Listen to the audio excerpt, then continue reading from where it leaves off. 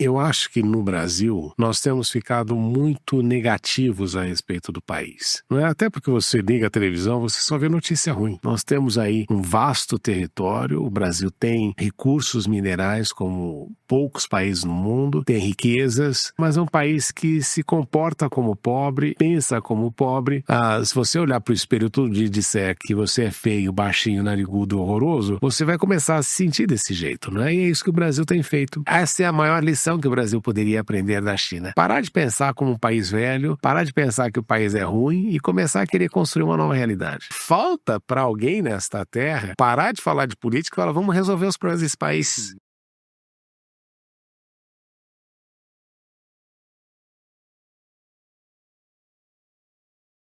O TIC-TAL hoje recebe, de uma forma simples, uma linguagem não acadêmica para comunicar com vocês, Marcos Freitas, professor Marcos Freitas. Uma salva de palmas. E se eu for contar o seu histórico aqui, ferrou, né, professor? Tem muita coisa. Você sabe que quanto mais longo o currículo, menor o tempo de vida, né? Não, que isso, não. Fala isso não, pelo amor de Deus. Fala isso não, porque a gente já tá armando pra você vir um ano que vem aqui no podcast. Uhum. Porque você é um homem que é homem de negócios. Você não para. Então a gente já sabe que você já tá voltando pra China, mas a gente quer entender um pouco mais desse cenário. E aí a gente já vai pras relações, porque depois a gente vai falar sobre você, mas eu quero ir mais pra questão das relações internacionais. Professor, a gente acompanha de perto a China, essa gigante, né? E me diz o que o Brasil tem a aprender com a China hoje. Há bastante coisa, né? Eu acho que tem muita coisa que você pode levar em consideração. Mas a que eu considero mais importante, e eu acho que no Brasil nós temos ficado muito negativos a respeito do país. Não é até porque você liga a televisão, você só vê notícia ruim. É estupro, é morte, é corrupção, é político fazendo isso e fazer... E o que eu noto é que e no Brasil a gente tem observado muito isso, um certo descaso com o país e também uma falta de perspectiva quanto ao futuro. E isso é muito interessante porque o Brasil é um país jovem. Nós temos aí um vasto território, o Brasil tem recursos minerais como poucos países no mundo, tem riquezas, mas é um país que se comporta como pobre, pensa como pobre e às vezes acha que a solução melhor se encontra no aeroporto de Cumbica, não é? Ou morando fora ou coisa parecida. Então, uma falta de amor e de nacionalismo que são essenciais. E nós não estamos falando daquele nacionalismo burro, mas de realmente gostar do país, da terra e não ter uma imagem tão negativa a respeito de você mesmo. Se você olhar para o espelho todo dia e disser que você é feio, baixinho, narigudo, horroroso, você vai começar a se sentir desse jeito, né? E é isso que o Brasil tem feito. E a China tem um detalhe muito interessante, é um país com 5 mil anos de história, que já passou por todas as fases possíveis e imagináveis. Inclusive uma fase enorme de pobreza e de humilhação. A gente, nesses dias, teve aquela grande parada em Pequim, não é, dos 80 anos do fim da guerra com o Japão, em que os chineses consideram aquilo ali como o início do fim do século de humilhação, em que eles perderam território, os ingleses fizeram 2 guerras do narcotráfico, do tráfico da questão do ópio. E a China tinha, veja só, em 1978, Brasil e China tinham uma renda per capita bem diferente. A China era 10 vezes mais pobre que o Brasil. A nossa renda per capita era de 1.700, a da China era de $170. Passados 40 e poucos anos, quase 45, depois do processo de reforma e abertura, eles têm uma renda per capita de 14 e o Brasil tem de 9. Então, o que aconteceu nessa história? E como é que você move uma multi de 1,4 bilhão de pessoas com 5 mil anos de história? E o presidente Xi fala muito a respeito dessa questão de rejuvenescer. Porque modernizar é legal, né? Você pode tornar as coisas mais modernas, mas rejuvenescer é um estado de espírito. E você precisa se sentir jovem sempre. Então, fazer com que uma população com tanto tempo de história se sinta jovem, com desejo de alcançar novos objetivos, é difícil. E eu acho que essa é a maior lição que o Brasil poderia aprender da China. Parar de pensar como um país velho, parar de pensar que o país é ruim e começar a querer construir uma nova realidade. Então, acho que essa é a lição fundamental. O resto é tudo detalhes, né? Qual é a base do governo, quais são as dinâmicas, por que eles valorizam segurança, educação, estabilidade. Há uma série de coisas nesse pacote. Mas o principal é que você precisa amar o lugar que você nasce para que você consiga ter melhoras com relação ao futuro do seu país. Então, acho que essa é a grande lição que eu sempre levo com relação à China. Muito bom. Galera do TikTok, a gente está iniciando aqui esse bate-papo hoje com o professor Marcos Freitas. Eu já vou pedir para vocês, por gentileza, compartilhe esse episódio, um episódio extremamente rico. A gente vai trazer mais a questão da política, da economia, essa transição China e Brasil, essas relações que vem acontecendo. Mas já vou deixar o convite aqui para o ano que vem, justamente, a gente falar justamente essa questão de cultura, que eu acho muito importante, que é o que você resumiu aqui, essa questão de nacionalismo, de erguer a cabeça, de o povo brasileiro começar a enxergar de uma forma mais ampla, ter uma visão uma lente mais, não fechada, mas panorâmica para o crescimento. É verdade. A gente estava até batendo um papo antes ali sobre a questão da Europa, que já está mudando algumas coisas, e o Brasil, ele tenta mudar, ele até muda, mas a gente vê que tem algumas coisas que vem retrocedendo, infelizmente. E depois vai pro ar aí, futuramente. Então, já vou falar para vocês, siga o canal de cortes também, TikTok Cortes, e a gente vai deixar todas as redes verticais aqui para vocês, e aí a gente vai seguindo o bate-papo aqui com o professor. Professor Marcos, o que mais te chama atenção no modelo chinês? Fora o que você falou, que é a questão, né, de 5.000 anos e tudo mais, mas a questão política deles também e a econômica, o que chama muita atenção para você? Então eu vou falar para você de um trinômio importante sobre a China. Para você desenvolver um país daquele tamanho e nessa proporção, os chineses levam em consideração 3 aspectos fundamentais. Em primeiro lugar, estabilidade política. Não há dúvida, não é? O ser humano precisa de estabilidade. Você gosta de chegar no seu escritório e saber que as coisas estão organizadas, você vai para a faculdade, vai ter aula, você quer que o professor esteja lá. Então, nós precisamos de estabilidade, porque a estabilidade é o que dá aquela possibilidade de você fazer um planejamento de longo prazo. Ninguém faz planejamento com as coisas, com as regras mudando a cada hora, que é um grande problema que a gente tem no Brasil. Não é? Quantos negócios do Brasil não são perdidos porque justamente você não tem estabilidade no setor político, no setor de regulamentação. Cada hora é uma lei diferente, cada hora é uma regra diferente. Então isso não faz com que você tenha uma longevidade nos negócios. Então eu acho que a estabilidade política é essencial nesse processo todo. Então essa é a primeira característica. O segundo aspecto é o da segurança. Não se pode deixar de levar em consideração que a segurança é a coisa mais importante que nós temos. Veja, quantas vezes uma pessoa sai de casa no Brasil e tem a certeza de que vai voltar ileso? Não é? Quantas vezes você tem a possibilidade de mandar seu filho para a escola e saber que ele vai voltar sem nenhum problema? Então, veja só, não existe país hoje em dia mais seguro do que a China. Você é mulher, 3 da manhã você anda na rua sozinha, tranquilamente, sem nenhum problema. Se você deixar as coisas, ninguém mexe, ninguém rouba nesse processo todo. Aí todo mundo fala, não, é por causa das câmeras. Não, você tem as câmeras, mas você tem a índole do povo, que ajuda muito, e você tem então um sistema de leis severas para o caso de alguém descumprir. Né? Isso é importante. E Singapura também fez a mesma coisa. Vários países seguem a mesma linha. De quanto mais você cria um sistema de segurança, mais tranquilas as pessoas vivem. Porque, veja só, você e todos nós damos para o Estado o monopólio da violência. E o Estado tem que nos proteger. Porque a partir do momento que eu cedo o monopólio da violência para o Estado e ainda tenho que carregar um revólver em casa, eu distorci toda essa ideia de que o Estado é que tem a capacidade de exercer esse monopólio da violência. Então a estabilidade é fundamental. E a terceira coisa, não há dúvida, é a educação. não é? E não é uma educação baseada somente nos estudos, é uma competitividade na educação. Lembre-se, um aluno meu chegou, professor, o senhor gostaria de ser chinês? Eu falei, jamais, porque a competição na China é extremamente elevada, até mesmo na educação. Eles têm um vestibular chamado Gaokao, que é uma carnificina. Mas veja só, você passou na melhor universidade da China e você vem de uma cidade pequena, Pirapora, né?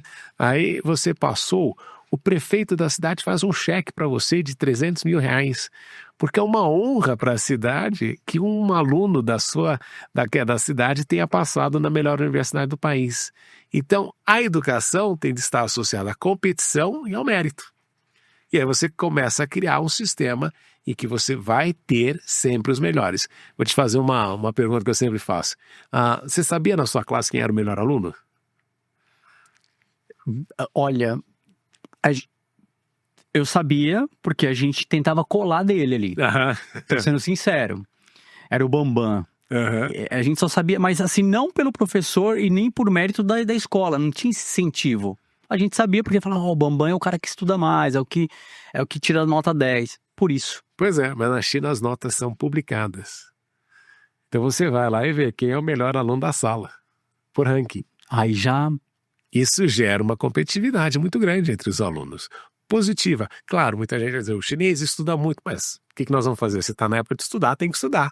Então você aprende muito isso. Então esse é o trinômio. Se você tiver estabilidade, educação e segurança, você começa já a ter um desenvolvimento muito grande para o país. Muita gente vai falar, mas o sistema político chinês tem as suas características e a China não está exportando o seu sistema político. Isso é um erro que a gente tem. Agora, do ponto de vista econômico, eu vou te dar um outro trinômio importante, né, para você entender a China. Nós herdamos, por nossa cultura judaico-cristã, a ideia de que você tem que ter o máximo de lucro com o mínimo de esforço. Compre barato e venda caro. É a primeira regra do curso de administração. Na China, você compra barato e vende um pouquinho mais caro. No sentido de que você tem que ter margem baixa. E onde é que você ganha o dinheiro? Você ganha o dinheiro na escala e no tempo. Então, esta é a tônica do capitalismo chinês. É você ter margem reduzida, longo prazo e escala. Então, você não precisa ganhar todo o dinheiro vendendo esse copo aqui, essa xícara, por 300 reais. Não, você vai vender 10 de 30. Porque quando você está produzindo 10 de 30, você vai ter toda a economia se movendo, você vai dar emprego para mais gente e você vai fazer com que o país cresça economicamente. O dinheiro não fica só na mão de um, ele dispersa desta maneira. Então eu sempre falo, quer aprender como funciona um capitalismo mais arrojado, mais elevado, você vai para a China, porque tudo na China é pago, todo mundo paga pelos serviços, mas, novamente, a margem tem que ser baixa, porque você ganha no tempo e na escala. Então, é um conceito que a gente precisa mudar. Mas veja que interessante isso aqui, que foi uma conversa que eu tive com um amigo meu ontem, um britânico. Nós estamos acostumados com margens muito altas. O resultado é que nós estamos perdendo a competitividade. E a fábrica do mundo hoje em dia é a China. E a China vem com essa ideia de margem baixa. Então, você necessariamente no futuro vai ter uma convergência em que nós vamos ter de baixar as nossas margens se nós quisermos permanecer competitivos. Que interessante essa questão aí. Eu sempre acreditava, olha que louco, que os Estados Unidos era essa questão, que eles faziam um trabalho, porque a gente analisa pelo dólar. Então, o americano ele não quer ganhar no valor, ele quer ganhar no volume. Tem um pouco disso americano. Tem. O brasileiro que não. O brasileiro ele separa, ele elitiza. Então isso daqui vai ser muito caro para esse público e o público que não tem acesso fica para as margens. Mas mesmo nos Estados Unidos você tem isso. Eu lhe dou um exemplo. Eu vi outro dia uma capinha de celular. Sim. Né? Uma capinha de celular, $40. Você vai no Instagram, hoje em dia aparece propaganda de capinha de celular, aí apareceu $40. Eu fiz como todo chinês faria, tirei a foto da capinha e fui olhar no site, na Amazon chinesa, que se chama Taobao. Custava $6. A margem é... Então, como é que aí vem a pergunta? E essa sensação que eu vejo, muitos amigos meus que são expatriados sempre dizem isso. Na China você tem a sensação de que você está pagando o preço justo das coisas. Sim. E aí fora da China você tem a impressão de que você está sendo explorado o tempo inteiro. E é a sensação de quem mora na China e vem para o Brasil. Você vai comer qualquer coisa aqui, é caríssimo, não é? E eu sempre falo, como é que é possível nós termos preços tão elevados num país e numa cidade que é relativamente pobre, não é? E esta renda não circula de uma maneira saudável na sociedade brasileira. Então, são coisas que você vai observando. E o estrangeiro, mesmo os americanos, falam, como é possível? Aqui custa $6, nos Estados Unidos custa 40. Em algum lugar você vai vendo que alguém está ganhando muito dinheiro e você está perdendo. Qual é o resultado disso? A China tem uma quantidade de dinheiro disponível em razão da poupança que você não vê em nenhum lugar do mundo. Por quê? Por que a gente não consegue poupar? Porque o brasileiro, ele está pagando 3 coisas. Primeiro, ele paga caro. Segundo, ele deve para banco. Terceiro, ele deve para o governo. Ou seja, a gente passa a vida inteira endividado. Você não tem a capacidade de conseguir guardar dinheiro na proporção que deveria. E aí você vai olhar qualquer coisa aqui, o preço dos carros é caríssimo, tudo é caro, e você perde, a gente gasta muito dinheiro sendo um país pobre. A gente tem algumas coisas que são engraçadas, né? O Brasil é um país pobre que tem luxo de país rico. Luxo de país rico. Custo também de país rico. Não, o interessante, principalmente São Paulo. São Paulo, assim, ganhou no ranking. A gente estava batendo um papo sobre academia. Eu vou trazer um relato de academia rapidinho, só para você falar nessa questão que você trouxe do exemplo do seu amigo britânico. Justamente essa. As academias, na época, era tudo... Não tinha nem low cost. Então, eram academias de luxo, que eram chamadas boutiques. Então, cobrava-se muito caro, até quase R$1.000. Não vamos citar os nomes. Aí, o que aconteceu? Entrou as academias low cost, que trouxeram exemplo da onde? Trouxeram exemplo do México. E aí, o grupo começou a criar essa margem low cost. As academias elitizadas tiveram que se adaptar, reduzir o custo, e aí abriu o Gym Pass.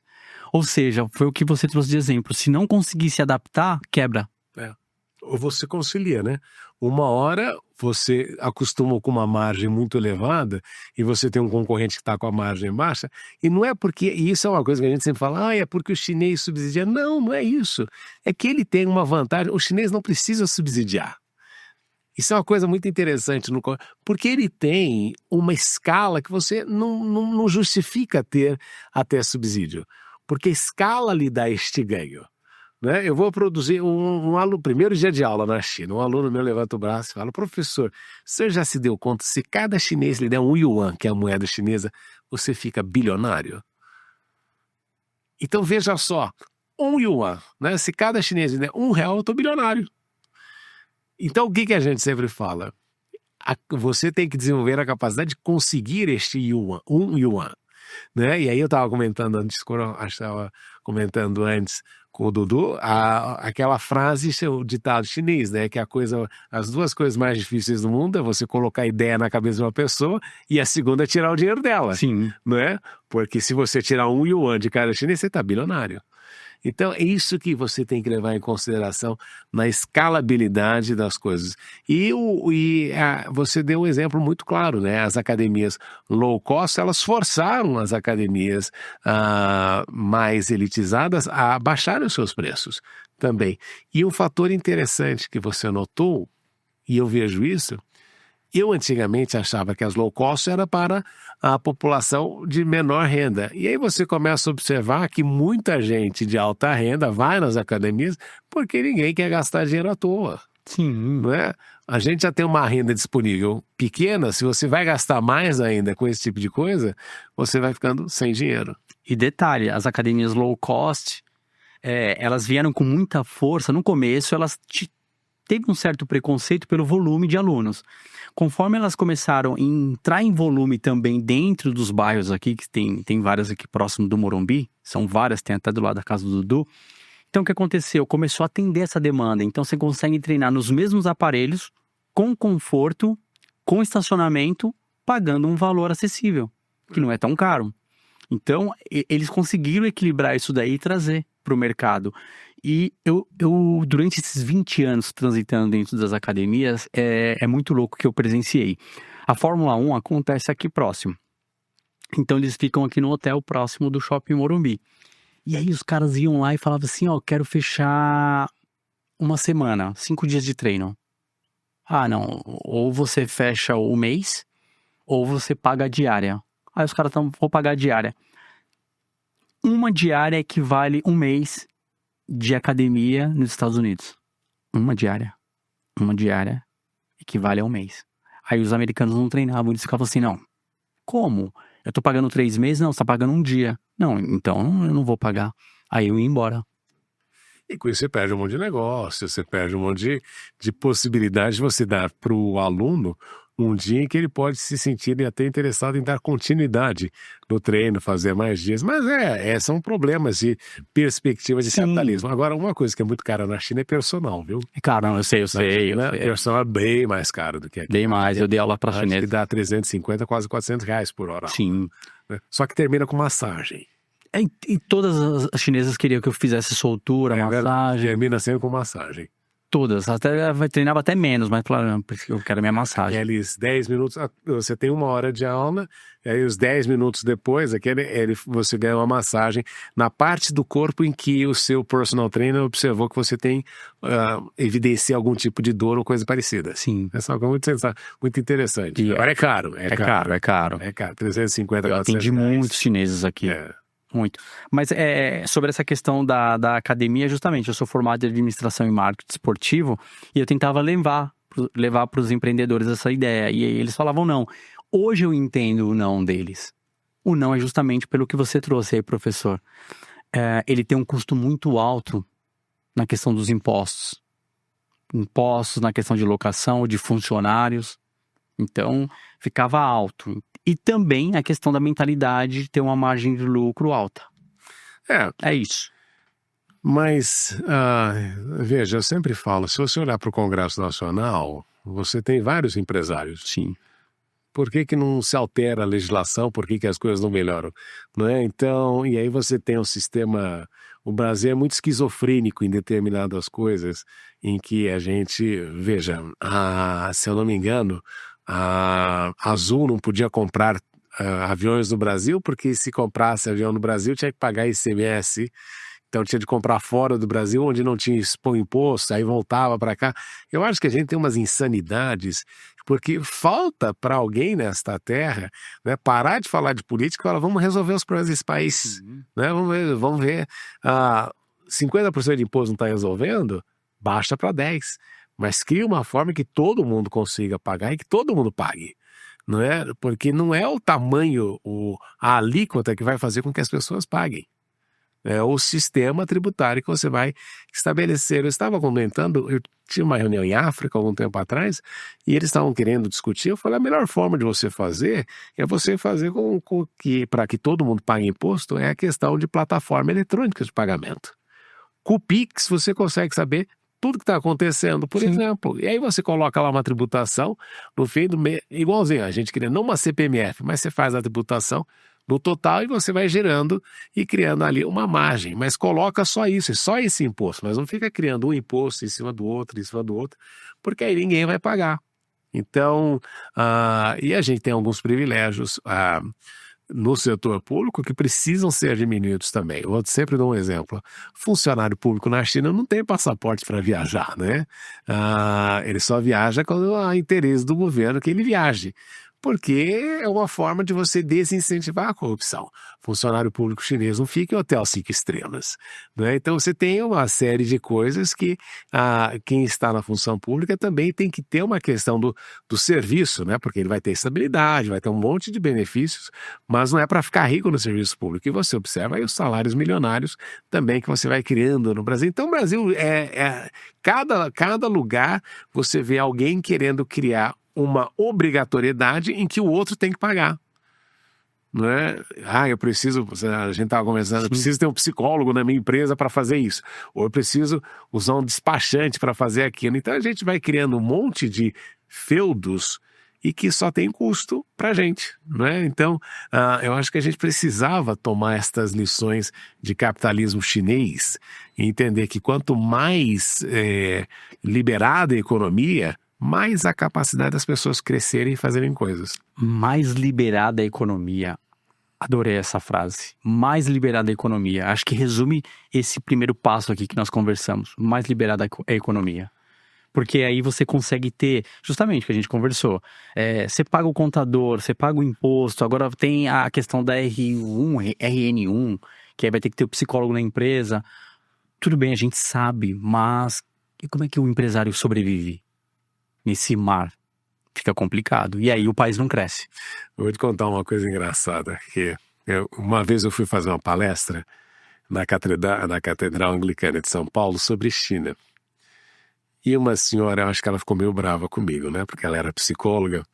E ela perguntou para mim, mas professor, como é que os chineses fazem a questão de higiene mental? Aí eu falei para ela, trabalhando. Porque essa questão de higiene mental é coisa de rico, de país rico. País pobre não pode ter esse tipo de preocupação, tem que trabalhar. Então, quando a gente vê, é claro que, Sim. né? Mas é uma questão que os chineses falam sempre, se está com problema de higiene mental, vai trabalhar mais, né? Porque você precisa fazer com que a sociedade rode, né? Uma das coisas mais interessantes é que o trabalho ele tem que fazer parte da sua ética como povo, né? Para que você cresça e se desenvolva economicamente. Ninguém cresce economicamente sem ter esforço em trabalho. É aquela famosa frase, né? O único lugar em que trabalho vem antes do sucesso é o dicionário, né? ST, isso, né? Trabalho vem... Não, no Brasil trabalho vem depois do sucesso. Mas em inglês, né, você tem essa questão. Mas o único lugar é no dicionário, porque você tem que trabalhar. Tem que trabalhar. A produção pegou bem essa daí que você falou, professor. A nossa produtora aqui, ela fala direto essa frase. Ela fala, não tenho tempo para ter essas questões. Ela respeita, mas ela fala assim, não tenho tempo, eu tenho que trabalhar. Só tenho que trabalhar e seguir. E o planejamento de carreira. Porque a questão lógico, a gente está conversando aqui nesse papo solto, a gente sabe que existem, hoje está tendo muito essa questão da doença mental, que depressão, ansiedade, mas o gap não é só dado pelo trabalho. É isso que a gente não pode radicalizar. O gap disso acontecer pode ser pela internet, pode ser pela correria do dia a dia, pelo fato de você não estar imerso até no trabalho, porque a gente sabe que hoje o trabalho é o celular, está do seu lado, então você está trazendo problema de casa, problema da família, problema com relacionamentos. A gente está imerso no mundo, né? A gente se comunica aqui, posso me comunicar com você amanhã, lá em Pequim, faz parte. Então, às vezes, a pessoa sobrecarrega mentalmente e ela, primeiro facho de faísca é onde? A empresa. Às vezes, não. Essa é a leitura que tem que ser feita. Eu acho que, eu sei que é uma frase meio complicada que eu vou te dizer, mas eu acho que a gente precisa aprender a compartimentalizar as coisas também, não é? Dou um exemplo. Eu cheguei em Pequim, em Beijing, é sempre importante explicar, né? A gente fala Pequim porque vem do cantonês, mas o correto é Beijing. Bei é norte, Jing é capital. Sim. É a capital do norte. Já houve uma capital do sul que é chamada Nanjing. Então, Nan, sul, Jing, capital. Mas eu cheguei em Beijing e um aluno meu foi me buscar no aeroporto. Um aluno foi me buscar no aeroporto. Eu estava carregando as malas, eu sempre carreguei minhas malas. Ele falou, professor, posso carregar as suas malas? Eu falei, não, deixa que eu carrego. Aí ele falou, não, professor, posso carregar suas malas? Eu falei, não, eu estou tranquilo, eu sempre carreguei minhas malas. Aí ele falou, a terceira vez, ele falou, professor, posso carregar suas malas? Eu falei, não, pode deixar. Ele falou, deixa eu fazer o meu trabalho. A universidade pagou para eu vir aqui, recebê-lo e carregar suas malas. É isso que eu vou fazer. Entende?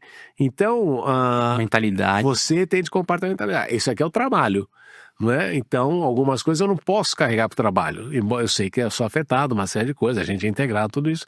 Mas às vezes eu acho que a gente está pecando nesta compartimentalização que precisa ter muitas vezes de distinguir uma coisa, um ambiente, uma coisa, outra coisa, outra coisa. Bem colocado, professor. Professor Marcos, vamos seguir aqui agora. Na sua visão, qual é hoje o papel do cenário do Brasil, cenário internacional? papel do Brasil no cenário internacional hoje. Tô falando num todo. Depois eu vou chegar na China. O Brasil, que já foi chamado inúmeras vezes de anão diplomático, é um país que não entende a sua posição e a sua relevância. Então, se você não sabe o que você é ou o que você quer, você necessariamente vai ser o reflexo disso. Por que isso é importante? Como a gente tem um relógio eleitoral em que troca-se tudo de 4 em 4 anos, nós não conseguimos desenvolver uma perspectiva de longo prazo para o país. Então, a cada 4 anos, você muda a dinâmica do país, aquilo que ele quer, e você não faz isso com nenhuma empresa. Se você chegar aqui de 4 em 4 anos, você fala, não, eu vou escolher como presidente da empresa o mais simpático, né, para dirigir a empresa, não vai muito longe. E eu sempre comento, no Brasil existe uma irresponsabilidade enorme dos partidos políticos em razão dos candidatos que eles apresentam. Você precisa ter um sistema melhor de seleção de candidatos. E eu não quero ser aqui elitista, mas você precisa ter capacidade intelectual, emotiva, uma série de coisas para as decisões de assuntos públicos. Porque o alcance de uma decisão, o alcance de uma política pública é muito grande. É muito grande. E não pode ser tomada muitas vezes por quem não tem o capital intelectual para tomar esse tipo de decisão. Né? É claro que nós temos que respeitar o direito das minorias, nós temos que levar uma série de coisas em consideração.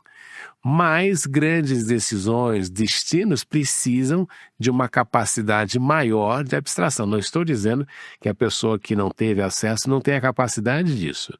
Mas os partidos têm a responsabilidade de filtrar esse tipo de situação. E dou um exemplo. Para você ser membro do Partido Comunista da China, que a gente chama de comunista, mas é o Partido da Civilização Chinesa, eu vejo isso em sala de aula. Os meus melhores alunos são os que vão ser recrutados para fazerem parte do partido. No sentido de que ele tem que ser educado, polido, notas elevadas, porque ele precisa ter o respeito da sua comunidade. Quando você olha para o cenário político nosso e quem são os candidatos, você não tem esta percepção. Então, esta responsabilidade dos partidos no Brasil é que fazem com que a gente tenha péssima liderança e, portanto, nós não tenhamos definido qual é o interesse do Brasil, o que a gente deve fazer, como é que a gente vai ganhar. Você não sabe como é que vai estar o Brasil nos próximos 2 anos, porque ninguém fala de metas para o Brasil. Se você me perguntar, o chinês hoje em dia sabe que em 2049 o objetivo do governo é que a população tenha uma renda per capita de 20 a 25 mil dólares. Está muito claro isso. Como é que a gente vai chegar lá? O governo está tomando as medidas nesse sentido de criar tecnologias disruptivas, uma série de coisas. Então, se você não sabe onde vai, né, aquela frase, qualquer estrada serve. E o Brasil se encontra perdido nisso. E o Brasil trata, eu sempre falo que a coisa mais preciosa que nós temos é o nosso tempo. E é a coisa que nós tratamos com o maior desleixo muitas vezes. O Brasil faz a mesma coisa. O Brasil é um país que é extremamente abençoado com uma série de coisas e trata isso com desleixo. É só você olhar. Toda cidade europeia que tem rios é muito bonita, né? Nos Estados Unidos, porque você cria todo o tracejado da cidade ao redor do rio. Aqui a gente tapa o rio, né? Ou joga lixo no rio. Então, este que é o problema nosso. A imagem que a gente vai projetar internacionalmente é muito daquilo que nós somos domesticamente. E se você não acredita no seu país, você, claro, que vai projetar uma imagem fraca internacionalmente. Então você precisa resolver a questão doméstica, da sua política interna, da sua situação, para que você comece a projetar uma imagem internacional melhor. Agora, o Brasil tem tudo a seu favor. Como eu disse para você, né, pouquíssimos países do mundo vão ter 3 colheitas da mesma coisa por ano. Pouquíssimos países no mundo têm a quantidade de rios que o Brasil tem. A quantidade de sol. O Brasil não tem inverno praticamente. Então você começa a olhar E os chineses sempre falam para mim, né? Se o Brasil fosse chinês, né? Se Eu escutei muito. né? Rico em tudo, carne, que eles adoram, tudo, culinária, tudo, açaí que eles falam, pô. É verdade. Então você Lá só tem o imagina, pó do açaí. né?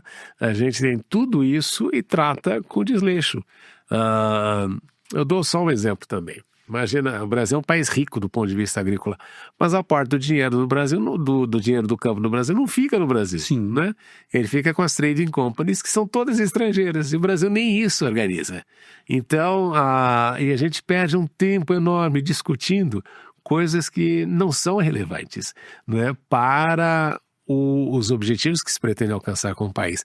Então é isso, eu acho que essa é uma grande lição que você aprende também com os chineses. Não perca tempo discutindo aquilo que não é relevante. Fora o que você falou aí na questão agrícola, é tema para um outro podcast, porque cada vez mais a tecnologia avança e cada vez mais fica com monopólio sobre eles. Porque a gente sabe, a mão de obra mesmo está baixando. Com a tecnologia, hoje em dia, um drone, 5 pessoas toma conta de fazendas. Sim, você toma espaço aéreo com drones. Assim, né? então... Você toma espaço aéreo de um país. É só a gente olhar o que aconteceu na guerra entre Irã e Israel, e você vê que não havia quase voos, né? Era tudo drone, né? E não tem pessoas morrendo nessa história toda. Então a tecnologia vai melhorar e vai se aprofundar cada vez mais nesse processo todo. E essa é uma outra discussão política, porque como é que vai ficar essa sociedade? Se eu tiro a mão de obra da sociedade, de colheita, de etc., de estar trabalhando lá no campo, esse povo vai ficar sem emprego. Então, aí a economia do Brasil tem que aumentar as taxas para justamente dar alguma condição para esse povo. Eu não sei o que vai ser discutido. É uma ideia que eu estou trazendo justamente para melhorar a educação, como você mesmo mencionou, de base, porque vai ter que avançar essa tecnologia no povo também. E nós somos muito pródigos com o tempo, né? O governo brasileiro, ele abusa muito do tempo da sua sociedade. Sim. Não é? Veja só, eu sempre conto uma história. Há uns 22, 23 anos atrás, eu fiz uma série de exportações e gerava crédito tributário. Até hoje eu não recebi.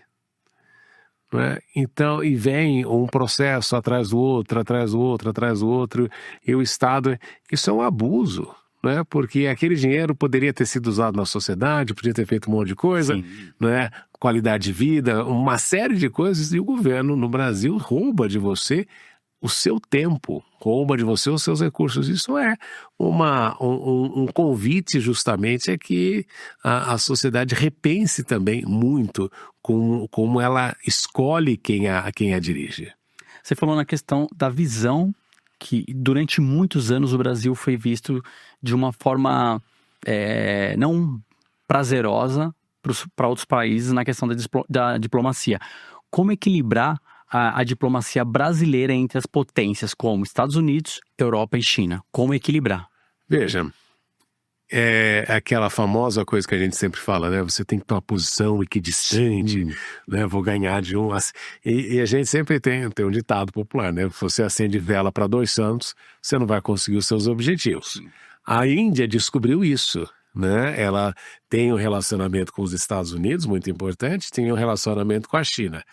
E aí descobriu que, ao acender a vela dos 2 lados, começou a se dar mal com os 2. Tanto é que o Donald Trump impôs aí uma tarifa de 50% sobre a Índia, que é essencial para a política norte-americana no sentido de conter o avanço chinês. Então, tem uma frase do Kissinger, que foi secretário de Estado dos Estados Unidos, que ele dizia assim: ser inimigo dos Estados Unidos é extremamente perigoso, mas ser amigo pode ser fatal. Então, por quê? É você olhar, o Brasil não fez nada assim que pudesse, de fato, gerar esta tarifa de 50%, que não é uma tarifa. É basicamente um embargo, né? Se eu falo para você, né, hoje em dia que as margens diminuíram e eu coloco para você 50% de tarifa, eu inviabilizo qualquer tipo de transação nesse processo todo. Então, quando a gente olha para o mundo, eu vejo que o nosso crescimento, a relação com os Estados Unidos, o crescimento que a gente vai ter tanto com os Estados Unidos como com a Europa, é bem marginal. Eles não vão ampliar enormemente a quantidade de investimentos no Brasil ou vão comprar mais no Brasil, porque isso não vai acontecer. Mesmo quando o Bolsonaro era presidente e falava que tinha um grande relacionamento com o Donald Trump, o maior comprador de produtos brasileiros sempre foi a China, desde 2009. Sim. E não melhorou em nada nisso. E se você olhar que nós estamos negociando um acordo com os europeus há várias décadas e até hoje não sai do papel, está muito claro que as nossas possibilidades, tanto com a Europa como os Estados Unidos, são bem marginais. Enquanto que a China, para nós, é um parque, assim como o Brasil é um parque de diversões para a China, no sentido de construção de infraestrutura, o Brasil tem uma oportunidade enorme porque a China está crescendo também o seu mercado doméstico. Hoje em dia, nós temos na China 500 milhões de pessoas que são classe média. Isso é maior que os Estados Unidos. Sim, não é? aumentou. E aí imagine esse povo todo, né? Se daqui a pouco começar a tomar um cafezinho, daqui a pouco começar a fazer algumas coisas que nós temos e que nós podemos exportar, aí eu tenho um lucro enorme. Então o que eu tenho que fazer? Olhar para o mercado chinês, ver o que eu posso vender, tentar agregar valor naquilo que eu tenho, não é? Ao invés de vender suco, ao invés de vender laranja, eu vou vender suco de laranja. Ao invés de vender suco de laranja, eu vou vender geleia de laranja. E aí eu vou mudando, né? Eu vou mudando tudo aquilo que eu preciso agregar valor. E a partir daí eu começo a construir outras coisas. Então eu acho que esse é a grande pegada que a gente precisa desenvolver. O governo do Bolsonaro, ele barrou na época muitas transações com a China. A gente sabe que a tecnologia estava para avançar muito aqui no Brasil. E ele deu uma segurada justamente por se achar no direito de ter essa relação com os Estados Unidos. E você vê, por exemplo, que a gente paga os carros chineses hoje em dia, os elétricos, deveriam ser muito mais baratos. E não são. E não são mais baratos porque você tem o setor das indústrias tradicionais brasileiras que impedem que o preço do carro elétrico fique mais barato. Resultado, você é condenado a ficar pagando mais e fazer com que os carros chineses, que seriam mais baratos, fiquem mais caros para proteger uma indústria que nem brasileira é. Nós não temos uma empresa brasileira de carros, nós não temos uma empresa brasileira de carros.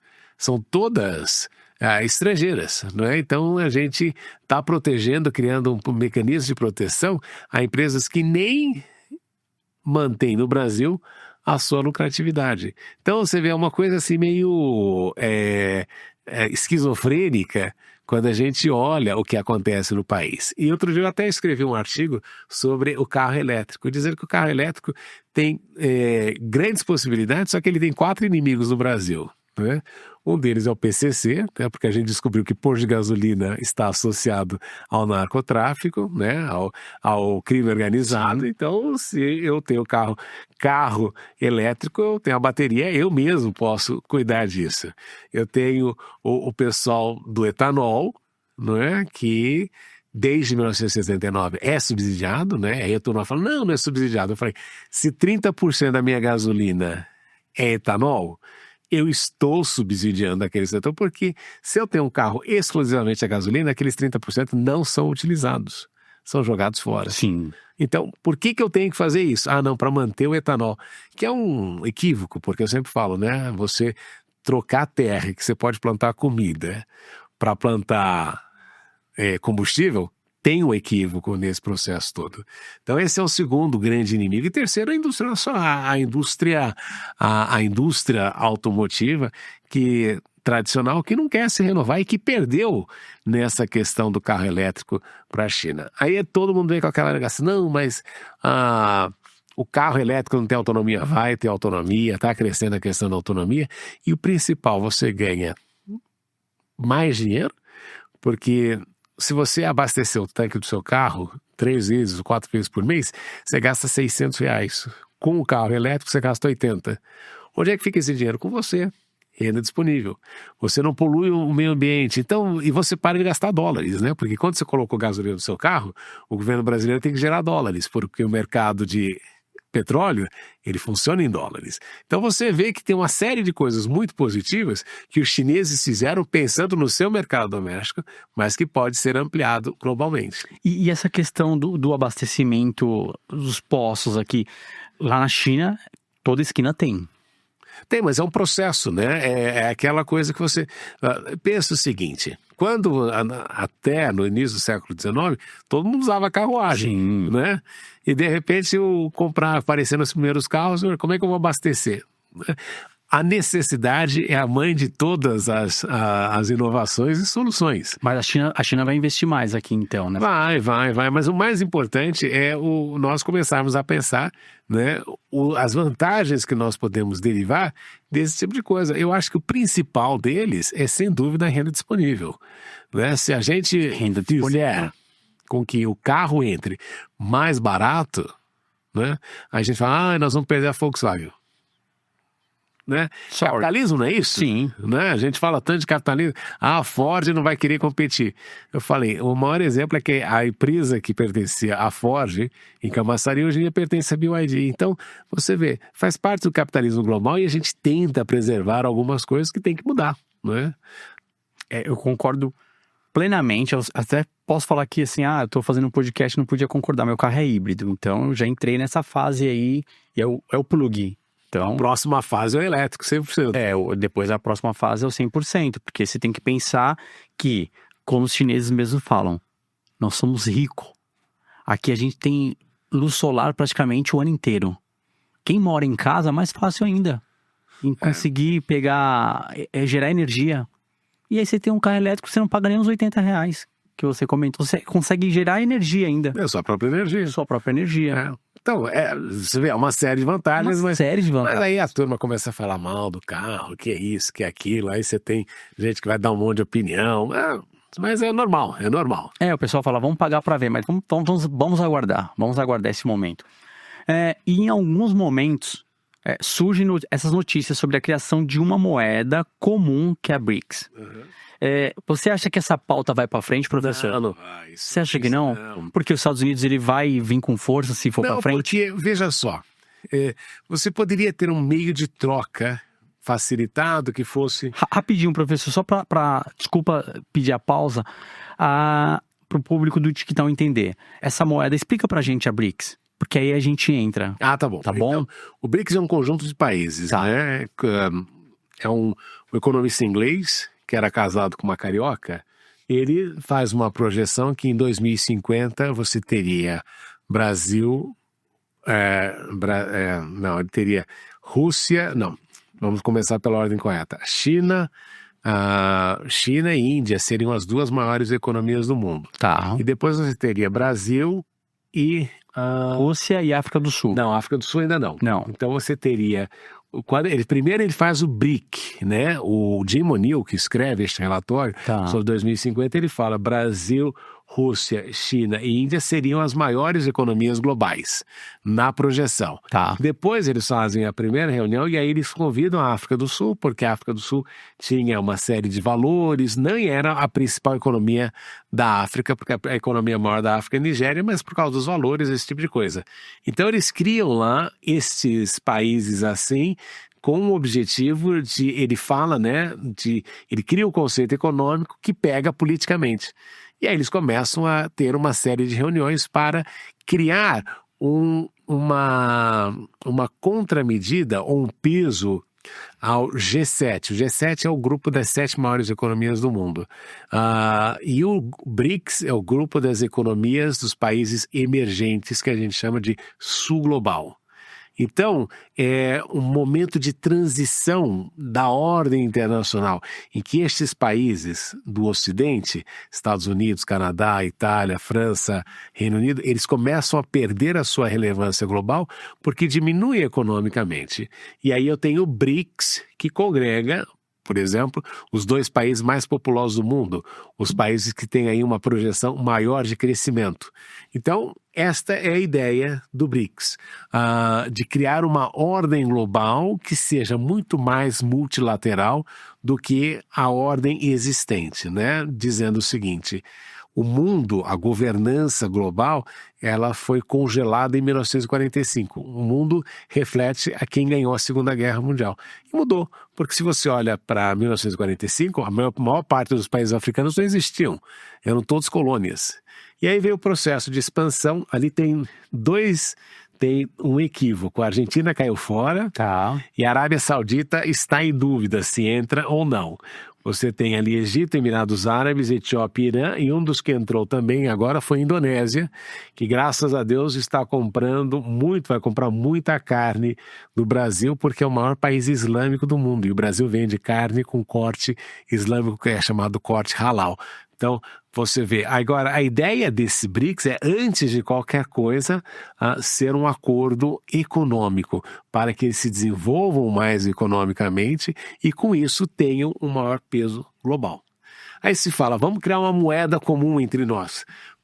Você pode ter uma moeda comum se for de troca, moeda eletrônica, como se fosse assim, mas não que a gente vai usar uma moeda comum, é uma moeda transacional, mas não necessariamente uma moeda de troca comum. Por quê? Para você ter uma moeda comum, e isso aqui a gente aprende da União Europeia, você precisa ter uma política monetária comum, ou seja, qual é a função da política econômica, da política monetária? Controlar a inflação. Se eu tenho países muito díspares, fica difícil de eu ter uma política monetária comum para todos eles. Então, essa é uma dificuldade. E a segunda coisa é você ter uma política fiscal comum, ou seja, os impostos têm que ser parecidos, os estados não podem ganhar mais do que arrecadam, tudo isso. E é uma coisa difícil de você fazer com que os países tenham políticas fiscais que sejam iguais, uniformes. Então, muito difícil disso acontecer. Agora, o que o BRICS propõe é que, eu sempre digo, né, já existe uma moeda comum, que é a moeda chinesa, porque a China é o principal parceiro econômico de mais de 140 países e territórios no mundo. Então, todo mundo usa o yuan. Então, é mais fácil, por exemplo, daqui a alguns anos, a gente transacionar, ao invés de usar o dólar, usar o yuan. Mas também não interessa para os chineses tirar o dólar de cena. Porque eles vendem muito para os Estados Unidos e os chineses também têm muitos títulos de dívida americana em dólares. E tem muitas reservas também em dólares. Então, o que a gente fala é o seguinte, o BRICS vem no sentido de criar uma ordem internacional econômica mais diversa, mais ampla. Por quê? Porque o BRICS é latino-americano, ele é africano, olha lá, tem o país africano. Sim, sim. Ele é árabe, ele é eurasiático, ele não é somente um grupo de países que tem as mesmas características. E é esta ideia de diversidade que deve refletir numa mesa de negociação global. Eu preciso ter na mesa de negociação gente dos mais variados tons, para que reflita necessariamente os objetivos de cada lado para você conseguir alcançar alguma coisa. E os Estados Unidos se manifestou em algum momento falando? Totalmente contra o Trump, porque a grande mola de poder dos Estados Unidos é o dólar. Quando a gente fala de hegemonia, ou seja, o poder supremo, né, no contexto global, que a gente coloca a posição dos Estados Unidos, posição que a China não quer ter, hein? Isso é muito importante. Os chineses não querem ser xerifes do mundo e nem querem ter a função dos Estados Unidos. Mas quando você olha para os Estados Unidos, a gente tem 4 coisas que a gente diz que tornam os Estados Unidos o principal país do sistema internacional. Primeiro, o poder militar, né? Inquestionável. 2, o dólar. 3, tecnologia. E 4, os valores. Então essas 4 coisas são aquilo que a gente diz que fazem com que os Estados Unidos tenham aí uma superioridade global. Aí vamos mudar isso. Isso vem desde 1945. Sim. O que aconteceu no mundo nos últimos anos? Bem, superioridade tecnológica. Os Estados Unidos hoje em dia têm a grande superioridade tecnológica no mundo? Controverso. Uma revista australiana, algum tempo atrás, fez uma série analisando 74 grandes inovações da humanidade e 67 delas feitas pela China. Então você vê que aquela liderança que os Estados Unidos tinham na tecnologia diminuiu. Na tecnologia de produtos, eles ainda têm redes sociais, um monte de coisa, mas a tecnologia de produtos, eles têm diminuído. Então, tecnologia já não é a mesma coisa.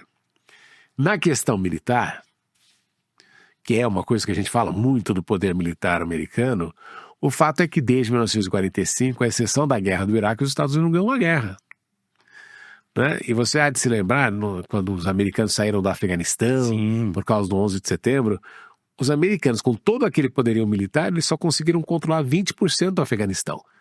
Nunca conseguiram controlar totalmente o país, e quando eles saíram, o Talibã assumiu no dia seguinte. Então, e hoje em dia, a guerra cibernética é muito mais letal e muito mais prejudicial do que uma guerra que você vai fazer com equipamentos. Claro, você vê mortes, como você vê no conflito entre Israel e Irã, mas você nota que a guerra cibernética é muito mais complicada e você não precisa mais de determinadas coisas que a gente entendia como essenciais no campo de batalha. Então, a superioridade militar vai caindo. Terceira coisa é aquilo que a gente chamou de valores, né? Os americanos querendo impor a democracia ao redor do mundo, entendendo que democracia é igual Coca-Cola, todo é igual no mundo. Não funciona assim, né? E uma das coisas que aconteceu é que, como os Estados Unidos adotam muito, não só os Estados Unidos, França, Reino Unido, adotam aquilo que a gente chama de 2 pesos, 2 medidas, isto deteriora o discurso, porque cada hora você decide uma coisa conforme a sua conveniência. Isso tira justamente a sua capacidade de dizer que você é retilíneo. Você está sempre mudando conforme aquilo que lhe interessa.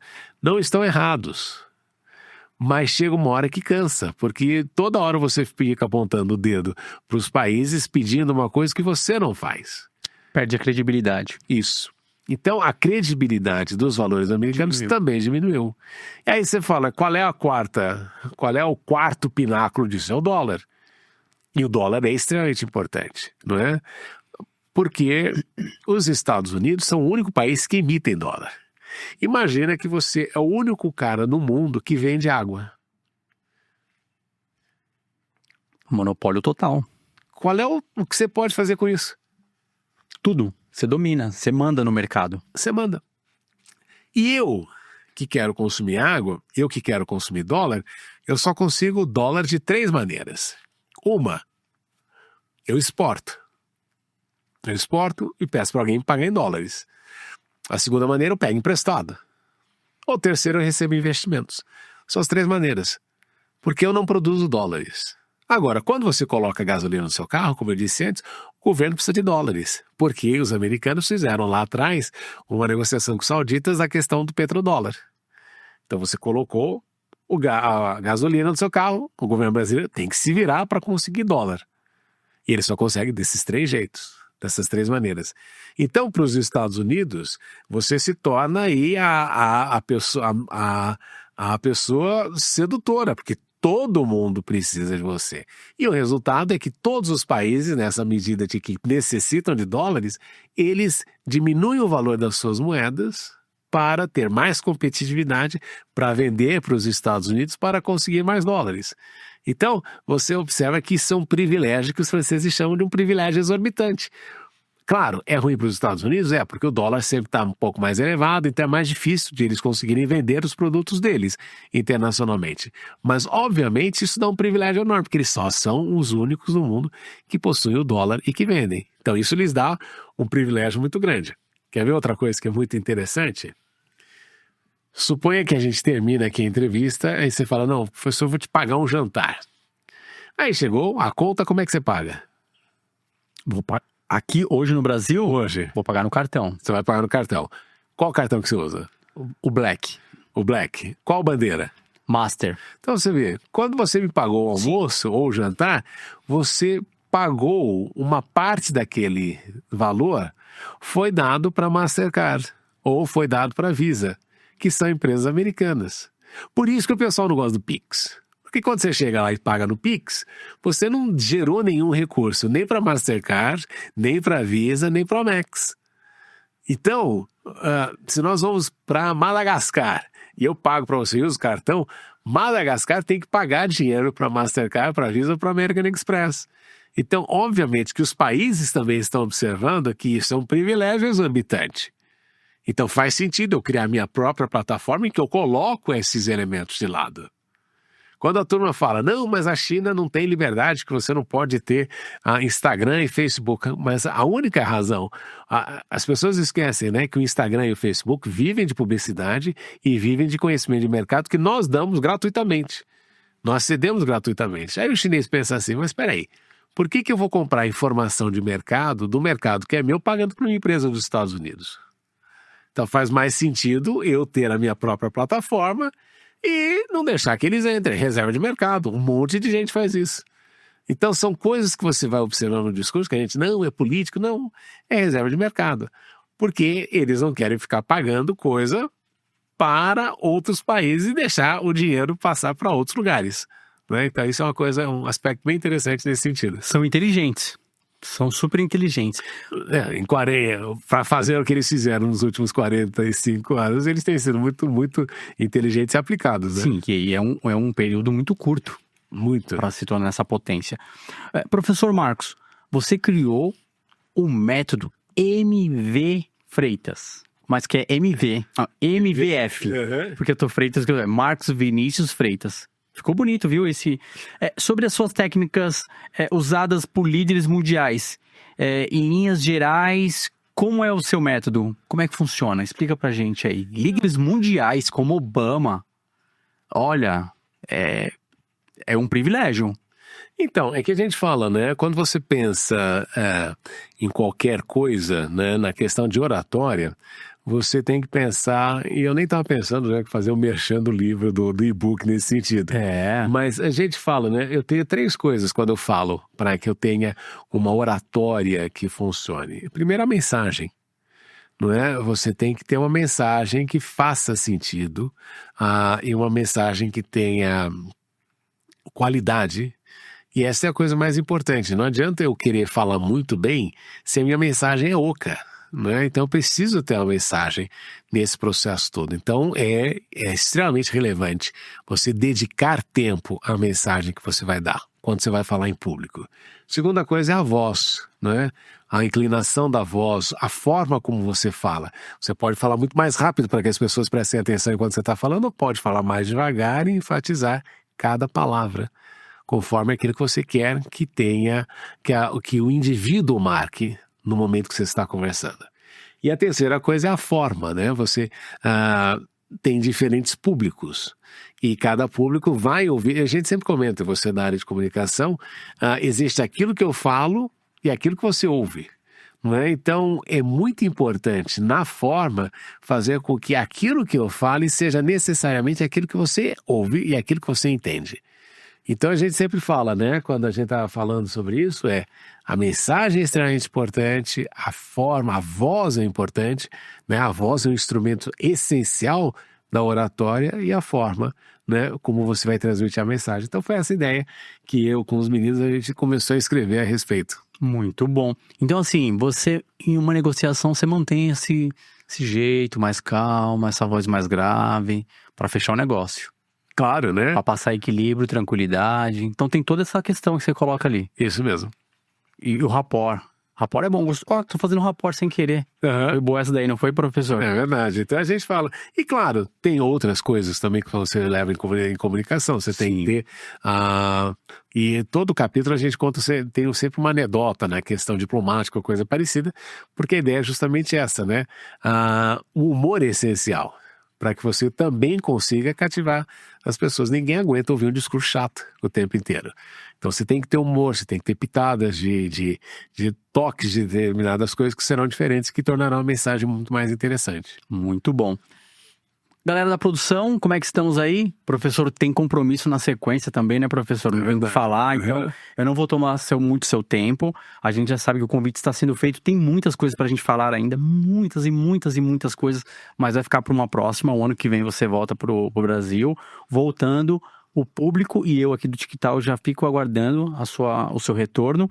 Quero que você deixe a mensagem aqui pro público brasileiro do TikTok, fica à vontade. Olha só, mas o que você quer que eu diga? Eu quero que você indique um filme bom.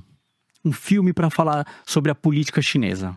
Um filme para falar sobre política chinesa? Isso, sobre a questão do comunismo, uma série, um livro. Fica à vontade, indica aí. Veja só, eu vou fazer um pouquinho melhor do que isso. Tá. Não que a sua sugestão seja ruim. Sim. Em primeiro lugar, se você quer conhecer a China, comece a assistir, por exemplo, a CGTN, Tá. que é o canal de televisão chinês, que tem séries fantásticas sobre China, não é? Porque o grande problema que a gente observa, e eu falo isso para os meus alunos, eu digo assim, eu dou $500 para um aluno que me achar uma notícia positiva sobre China nos últimos 5 anos, no Financial Times, New York Times, The Herald, qualquer jornal do Ocidente, não tem. A única notícia positiva que eu li nos últimos 5 anos sobre China foi escrita por um chinês, né? Então eu falei, opa, isso não vale, né? Mas a mídia tem sido muito negativa com relação à China, tentando construir uma imagem que não é a realidade. E eu, ocasionalmente, sou chamado de espião chinês, comunista, aí vai, petista, por aí vai, né? Nesse processo todo se acostuma. Mas eu sempre digo, a China não precisa de defensores, ela precisa de visitantes. Então, quem for à China, quem vai ver, né, o que aconteceu naquele país, vai entender o que é capitalismo, como as coisas funcionam. Então, em primeiro lugar, assista a CGTN para você ter bons relatórios, bons documentários ou coisa parecida. E assine aí, assista de vez em quando. Leia o China Daily, que é um jornal chinês, né, o maior jornal em inglês em circulação no mundo é um jornal chinês.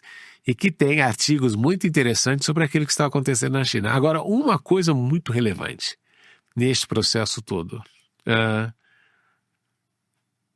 Uma das coisas que eu mais gosto também é que na publicidade chinesa eles enfatizam as coisas boas que estão acontecendo na China. Você não vai ver, não, matou 15, sequestrou 14, esse tipo de coisa. Existe tanta coisa boa acontecendo na sociedade, né? Pesquisas em universidades ou estudos que estão sendo feitos por empresas que deveriam encontrar eco na sociedade para estimular todo mundo a conhecer, e nós não fazemos isso, os chineses fazem. Então é uma forma de você fazer com que as pessoas conheçam mais sobre a China. E agora, como livro, tem um que eu gosto muito, de um professor, de um diplomata de Singapura chamado A China Venceu? É uma interrogação do Kishore Mahbubani, que é Has China Won, que é um comparativo que ele faz entre Estados Unidos e China, e onde a China tem acertado a sua mensagem global e onde os Estados Unidos têm errado, e por essa razão a gente observa uma diluição do poderio norte-americano e da sua relevância global. Olha que dica, hein, que tal? Dica fenomenal. Eu só tenho a agradecer e vou falar para você, professor Marcos Freitas. Para terminar, se você tivesse uma palavra, ou se você tem uma palavra aqui para resumir a sua vida, qual seria? Resiliência. Resiliência. Essa é fundamental. Sim. Porque a vida dá tanta paulada na gente, se a gente desistir a cada momento, você não vai muito longe, não. A gente tem que ser resiliente, né? Porque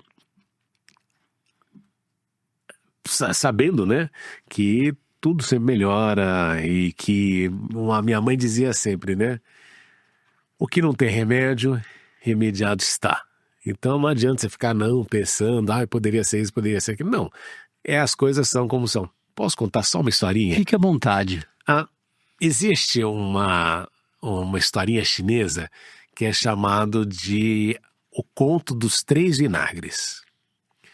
E é uma conversa entre Buda, Confúcio e Lao Tzu. Não, o que é isso? O que significa isso? Buda é o budismo, Confúcio é o confucionismo e Lao Tzu é o taoísmo. Na China você não tem religiões, como nós temos judaísmo, cristianismo, porque não tem essa visão que a gente observa em alguns momentos da nossa cultura ocidental. Na China não tem aquela história do Salvador do mundo, esse tipo de coisa.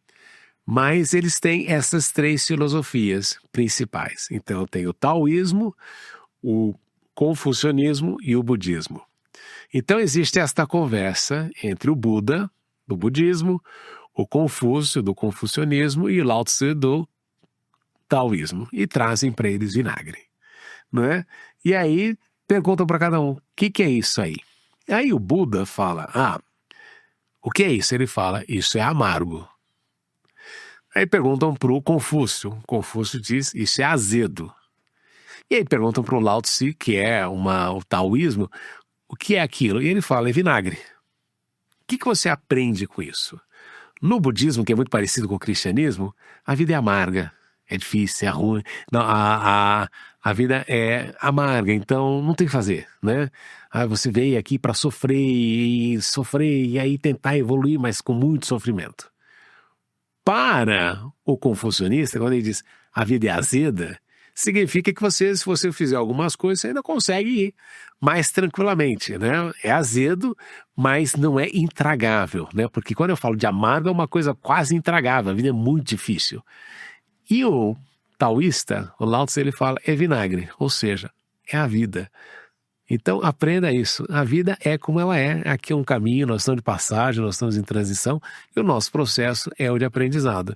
Então não fique reclamando, né? Não, é amargo, é azedo, não, é a vida. E assim nós vamos construindo uma vida melhor, com uma perspectiva melhor com relação àquilo que vai acontecer nos nossos dias. Lembrando que ao final de tudo é a vida e a gente precisa ser resiliente. Resiliente, estar inteirado e viver a vida da melhor forma. Isso mesmo. Professor Marcos, que aula, já vou falar pra galera aqui. E eu tenho certeza que a galera vai sair daqui com um olhar diferente hoje. Sobre a China, sobre a questão de você olhar para o seu cenário de Brasil, entender e buscar melhorar, porque a gente tem capacidade, e muita capacidade, a gente é rico num todo. Então, e depois, num próximo podcast, a gente fala de mitos e verdades, porque muitas pessoas pensam que a China é isso, é aquilo. Eu estou falando porque eu já dei aula para muitas chinesas.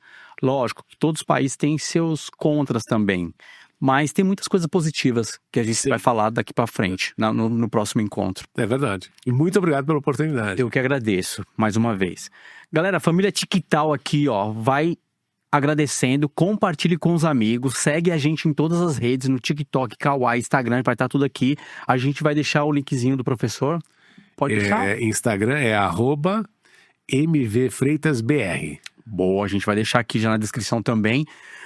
Se quiser falar com você lá em Beijing, é só mandar um direct que o professor pode mandar, eu respondo tranquilamente. Tá para esclarecer dúvidas e matar um pouco da saudade do povo brasileiro. Não, eu gosto bastante. É isso aí. TicTal, mais uma vez agradece, na moral, só vai, tamo junto, até a próxima. Salva de palmas, valeu!